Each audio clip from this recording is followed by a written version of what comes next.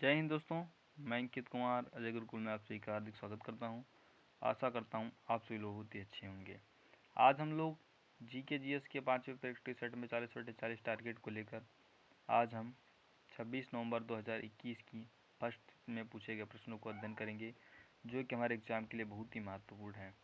तो शुरू करते हैं। प्रश्न नंबर 1 से पहला प्रश्न देखते हैं हमारा क्या है। पहला प्रश्न दिया है, निम्नलिखित में से किस राज्य में जन्म के समय जीवन प्रत्याशा सबसे अधिक है। दोस्तों ऑप्शन आप ए में दिया हरियाणा या केरल या गोवा या तमिलनाडु। तो दोस्तों इसका राइट आंसर हो जाएगा हमारा सेकंड करा कि केरल राज्य में जन्म के समय जीवन प्रत्याशा सबसे अधिक है। ये ऑप्शन हमारा हरियाणा दिया है, तो हरियाणा में जो है हमारा लिंगानुपात सभी राज्यों से कम है। किसमें? हरियाणा में लिंगानुपात सबसे कम है। कहाँ है? हरियाणा में। और वनों के मामले भी हरियाणा सबसे कम, हरियाणा में भी वन है। कहाँ है? हरियाणा में सबसे कम वन है। ऑप्शन हमारा थर्ड में दिया है गोवा। गोवा जो है हमारा क्षेत्रफल की दृष्टि से सबसे छोटा राज्य कौन सा है? गोवा है। कौन सा है? छोटा राज्य कौन सा है? गोवा है। क्षेत्रफल की दृष्टि से सबसे छोटा राज्य कौन सा है? गोवा है। बढ़ते हैं दोस्तों अगले प्रश्न की ओर। अगला प्रश्न देखते हैं हमारा क्या है। अगला प्रश्न दिया है, निम्नलिखित में से किस झील को रामसर में शामिल नहीं किया गया है। तो दोस्तों ऑप्शन ए में दिया है चिल्का झील या कीथम झील या लोकटक झील या डल झील। तो दोस्तों इसका राइट आंसर हो जाएगा हमारा 4 डल झील। इसको रामसर में शामिल नहीं किया गया है। डल झील हमारी कहाँ है? जम्मू कश्मीर है। कहाँ है? डल झील हमारी जम्मू कश्मीर है। और चिल्का झील हमारी कहाँ है? उड़ीसा में है। कहाँ है? उड़ीसा में। और लोकटक झील हमारी कहाँ है? लोकटक झील हमारी मणिपुर में स्थित है। कहाँ है? लोकटक झील हमारी मणिपुर में स्थित है। कहाँ स्थित है? मणिपुर में। और यहाँ पर ऑप्शन ये दिया हुआ सेकेंड में दिया कीथम झील। कीथम झील हमारी उत्तर प्रदेश में स्थित है। कहाँ? उत्तर प्रदेश के आगरा में स्थित है। कहाँ है? आगरा में स्थित है।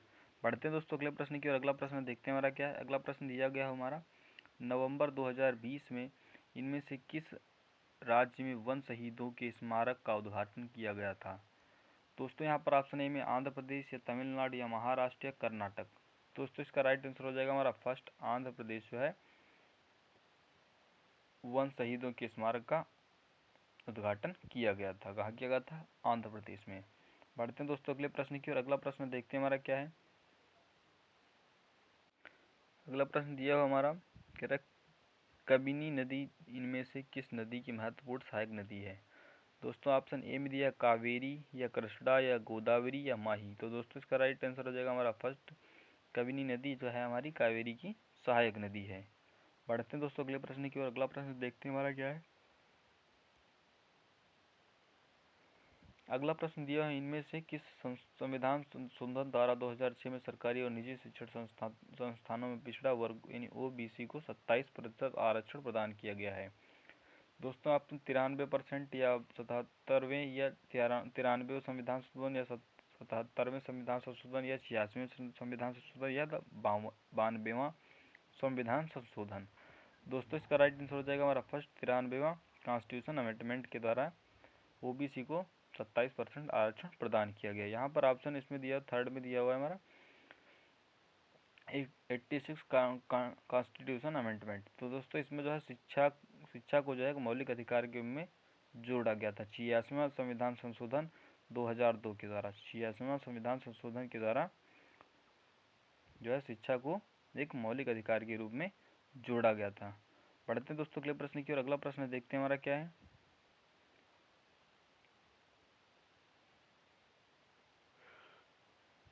अगला प्रश्न हमारा दिया गया, निम्नलिखित में से किस भारतीय अभिनेता को भारतीय चुनाव आयोग द्वारा पंजाब का आइकन स्टेट आइकन नियुक्त किया गया है। तो दोस्तों ऑप्शन ए में दिया सोनू सूद या अमिताभ बच्चन या सलमान खान या अक्षय कुमार। तो दोस्तों इसका राइट आंसर हो जाएगा हमारा फर्स्ट, सोनू सूद को भारतीय अभिनेता को भारतीय चुनाव आयोग द्वारा पंजाब का स्टेट आइकन नियुक्त किया गया है। पढ़ते हैं दोस्तों अगले प्रश्न की ओर। अगला प्रश्न हमारा दिया हुआ है, निम्नलिखित में से किसने 2020 में Nitto men's ATP tour final जीता। दोस्तों यहाँ पर दिया आंद्रे रुबलेव या डोमिनिक थियम या डेनियल मेदवेदेव या नोवाक जोकोविक। तो दोस्तों इसका राइट आंसर हो जाएगा हमारा थर्ड, डेनियल मेदवेदेव। बढ़ते हैं दोस्तों अगले प्रश्न की ओर। अगला प्रश्न देखते हैं हमारा क्या है। बहुत ही महत्वपूर्ण प्रश्न हमारा दिया हुआ है।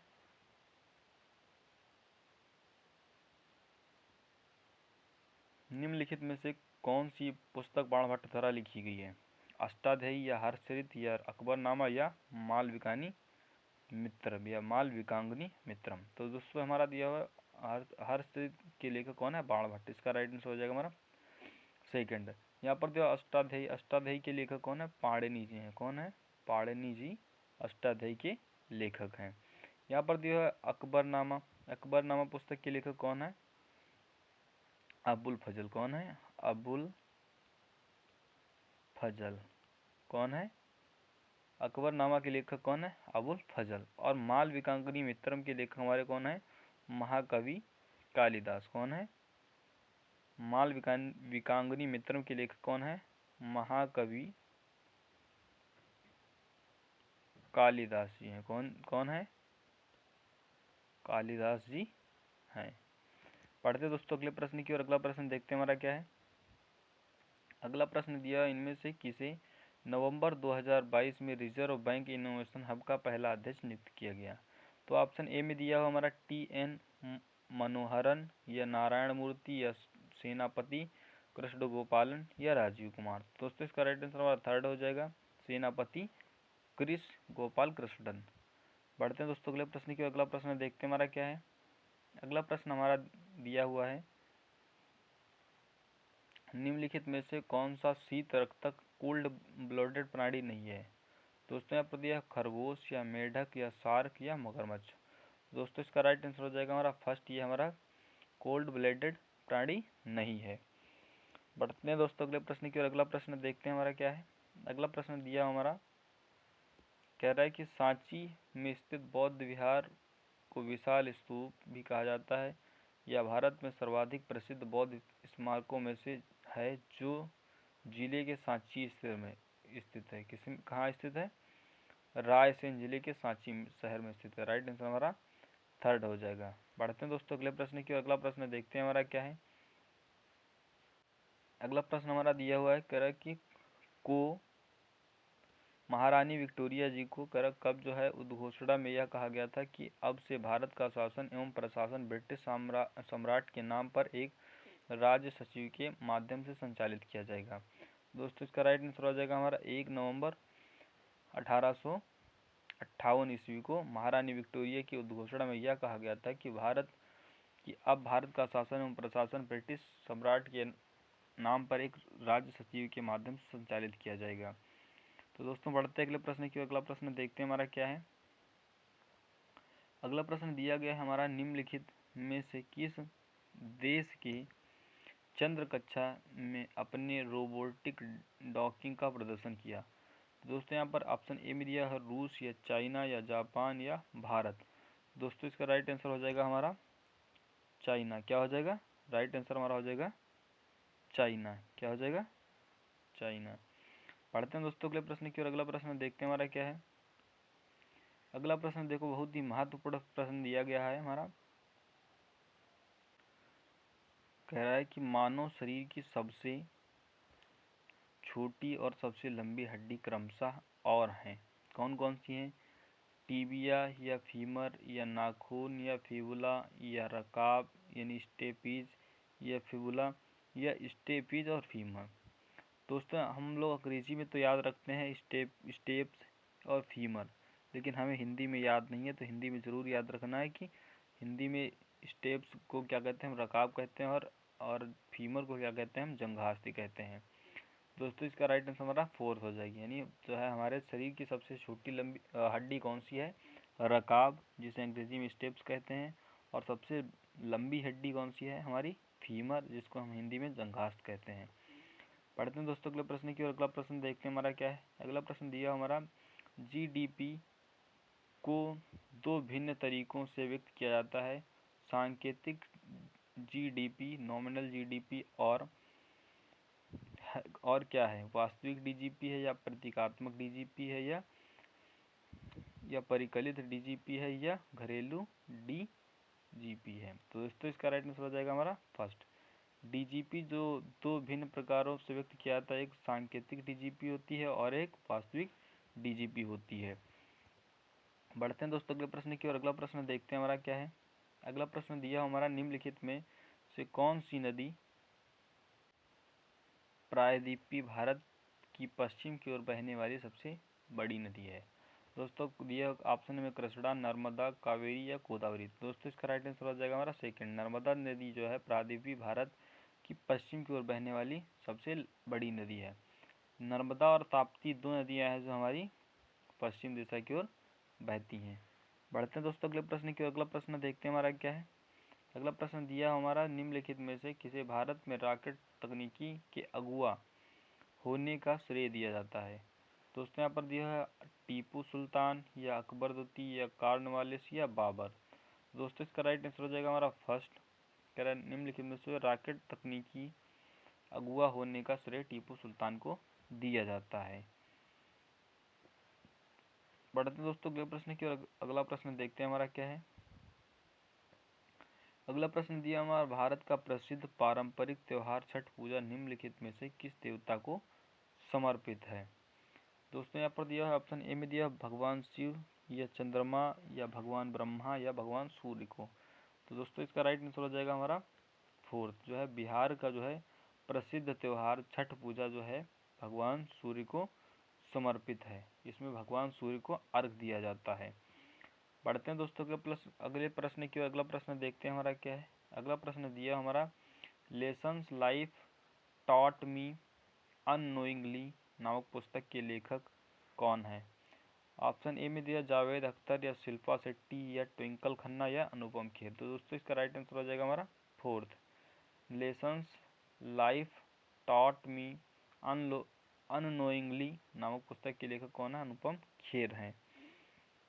बढ़ते हैं दोस्तों अगले प्रश्न की। अगला प्रश्न देखते हैं हमारा क्या है। अगला प्रश्न दिया हमारा, 17वीं शताब्दी में मुगल सम्राट शाहजहां द्वारा निर्मित वर्ष कर लगभग कितने वर्ष पहले 200 वर्ष तक मुगल सम्राटों का मुख्य निवास कहाँ था। दोस्तों इसका राइट आंसर हो जाएगा हमारा फर्स्ट, लाल किला दिल्ली में। कहाँ था, लाल किला दिल्ली में। कह रहा है कि 17वीं शताब्दी में मुगल सम्राट शाहजहां द्वारा लाल किला दिल्ली लगभग 200 वर्ष तक मुगल सम्राटों का मुख्य निवास स्थान था।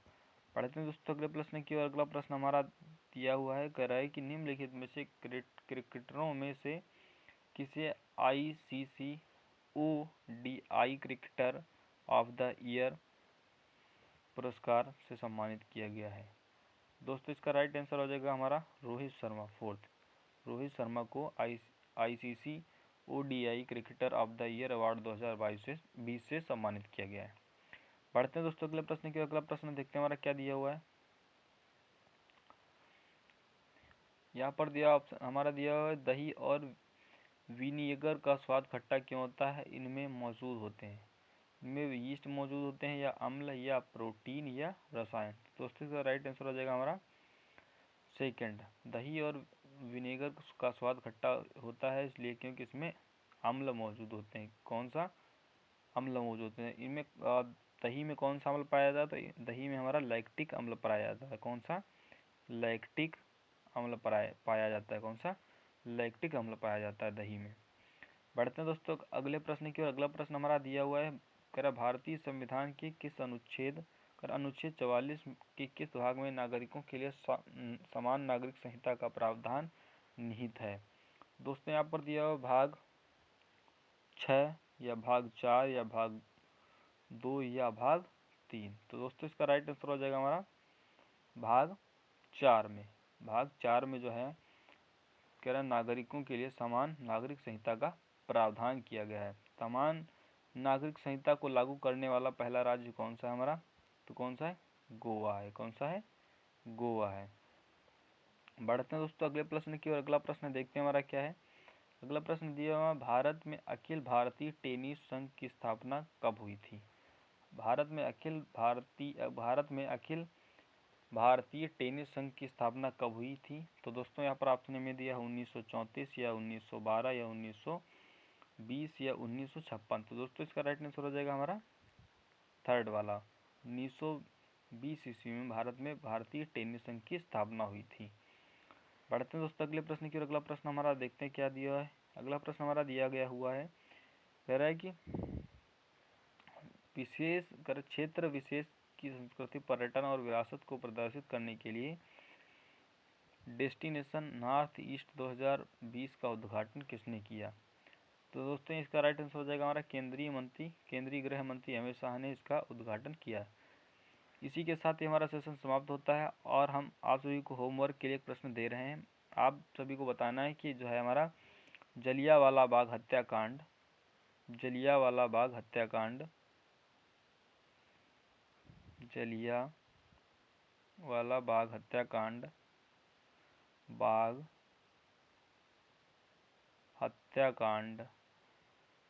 हत्याकांड किस राज्य में हुआ था, किस राज्य में हुआ था, आप सभी लोगों को कमेंट बॉक्स में बताना है। आज के लिए इतना ही, कल फिर मिलेंगे अगले वीडियो में। जय हिंद।